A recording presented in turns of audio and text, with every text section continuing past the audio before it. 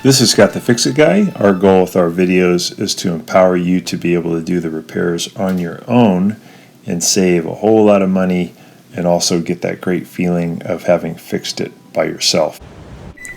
Today we have a Whirlpool top-loading washing machine that will not spin and will not agitate, but you can actually hear the motor going. So it seems like it would spin, seems like it would agitate, but there's no movement, and this is due to a part called the motor coupler being broken, and it couples the motor with the transmission, and we can hear again the motor is trying, but there's no movement at all. So this is actually pretty easy to fix. The part's inexpensive, probably take you 20 minutes, and you just need a Phillips head screwdriver and a standard head screwdriver, and that's about it to do the repair. You also need the little part called the motor coupler. We'll give you a link to that in the description. So I'm just going to unplug it now and do the repair. There's a couple ways to get into the motor coupler. You can lean the machine back and go in from underneath, but this way is a little bit easier. It's to remove the whole case. So we're taking out two Phillips head screws that are on either side of the console.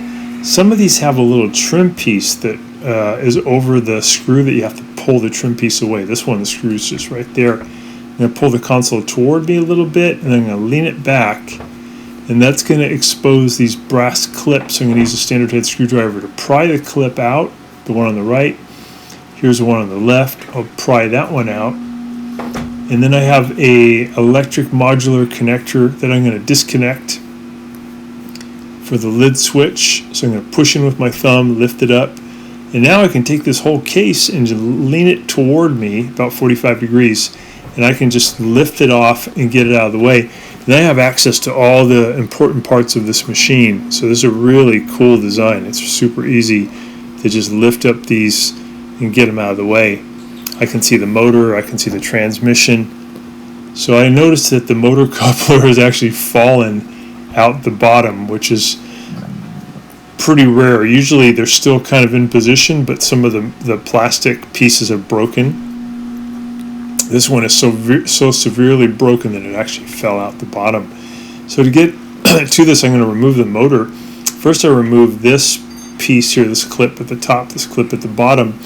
And this is for the water pump. And then I'm going to take the water pump and just pull it toward me, and it comes right off of the motor shaft. Super easy. Kind of put it off to the side. I'm going to disconnect this part, which is the wiring harness that brings power to the motor. I'm going to pull these two leads off of the capacitor, and make sure you don't touch these metal connectors for the capacitor because they hold a lot of voltage and heavy amperage. It could hurt you.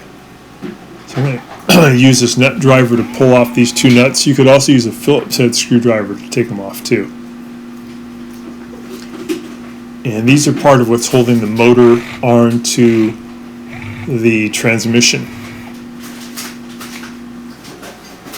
Got those off. Then I need to pry off these two clips. I'm going to use a standard head screwdriver. Take off the bottom one first. It snaps right off.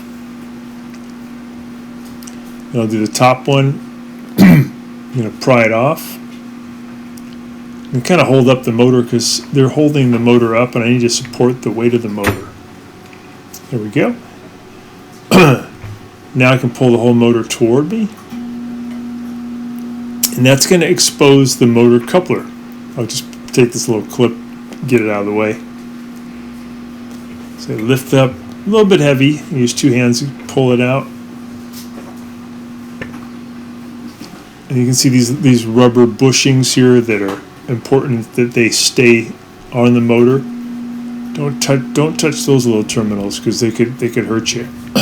This is the old motor coupler. It's totally broken. All the plastic forks are broken off. I'm going to use a standard head screwdriver to pry it off. Here's the one that was hooked to the transmission. Same kind of part. Here's the transmission shaft. Here's the new part. This is the part number. These are pretty cheap. You can get them at Amazon.com. I think probably about $15. This, by the way, is a really good washing machine, very tough. I'm going to put this motor coupler on the motor shaft, and I'm going to tap it on. I want to get it to where the top of the motor coupler is flush with the top of the motor shaft. So I'm just using a little socket and a small hammer to tap it to get it down into position. There we go. The socket just kind of puts even pressure on it to help knock it into position. This is the rubber piece that helps absorb some of the shock. I'll put that on. Here's the bottom. I'm going to line up one of the open holes here at 12 o'clock and the other open holes at 4 o'clock and 8 o'clock. I'm going to put the same kind of part now onto the transmission shaft. Same premise though. I'm going to get it on there and I'll tap it in with a socket to get the motor coupler even with the end of the transmission shaft. I'm using a socket to try to tap that in. Once that's done, I'm going to twist the motor coupler to where the plastic fork is at 12 o'clock to fit into the opening of that rubber piece right there and there. I'm going to grab the motor and I'm going to hold it up with two hands. I'm going to try to line up that opening on the rubber piece with those three plastic prongs. This part's a little tricky. Take your time. Keep wiggling it around until it fits. There we go. So then it just slipped right into position. Now I'm going to take this clip and feed it back into the motor bracket, twist it, and now I'm going to put this clip onto the top of the motor. I'm going to push it down really hard until it clicks. I'm going to tilt the motor up a little bit. There we go. That's actually holding up the motor now. Now I'll put it on the bottom one, put it in position, and then I'm going to use two hands to really pull that thing up. I'm going to push down on the motor, lift with two hands until it clicks. There we go. So we got it. So now we'll put in those screws. Some of these come without screws. Screws just make it a little bit better of a connection.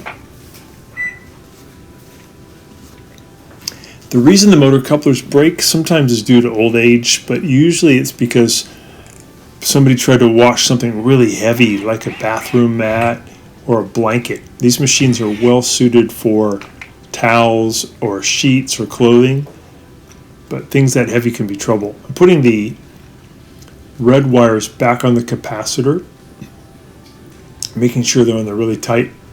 I'm going to put the wiring harness back on to the motor switch. I'm going to push in and make sure it's on there really tight. Put the water pump back on. This part's a little tricky because you got to line up the shaft. The shaft is shaped with the flat part, and the flat part has to line up with the female side of the water pump that also has a flat part. You might have to twist it with a pair of pliers to line it up.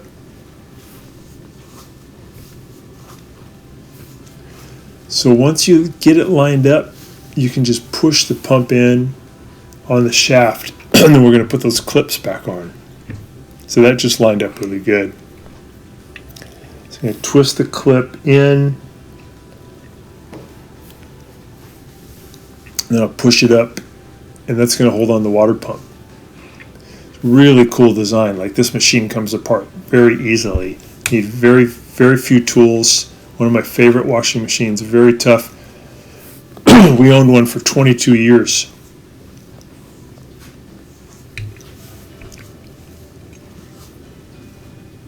So we're checking all the connections look great, making sure the wiring connections are on tight. Looks good. Now we can put the case back on. Before we put it on though, check that the spring is still connected. That's important. So I'm going to push the bottom lip of this cabinet against this frame, And then I'll go ahead, it's about 45 degrees, then I'll go ahead and lean the cabinet back into position. And I'm going to take this back plate and I'm going to push it in so it lines up with the cabinet. And then I'll put those brass clips back in. Put it up underneath here. Push it down with 2 hands to where it clicks. So cool. This is such a fast way to open the machine up. Do it on the other side.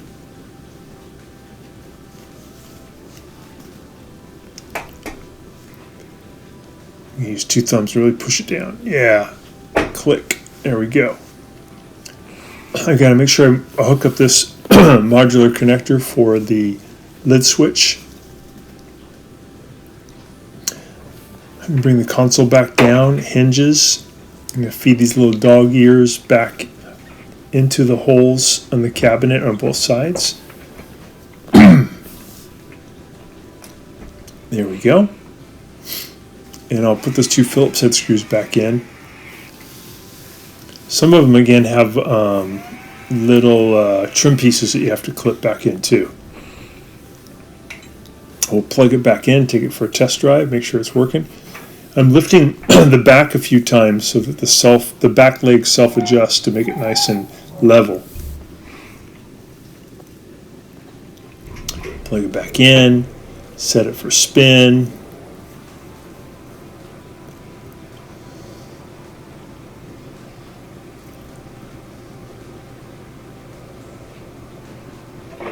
There we go, spinning great. I want to make sure that it's going to agitate too. There we go, there's agitation. There's the model number for this machine. It's on a little, this is a KitchenAid. It's actually made by Whirlpool, but right on that sticker. So I hope this helps you to get your Whirlpool washing machine going again. Thanks so much for watching, and please subscribe when you get a chance.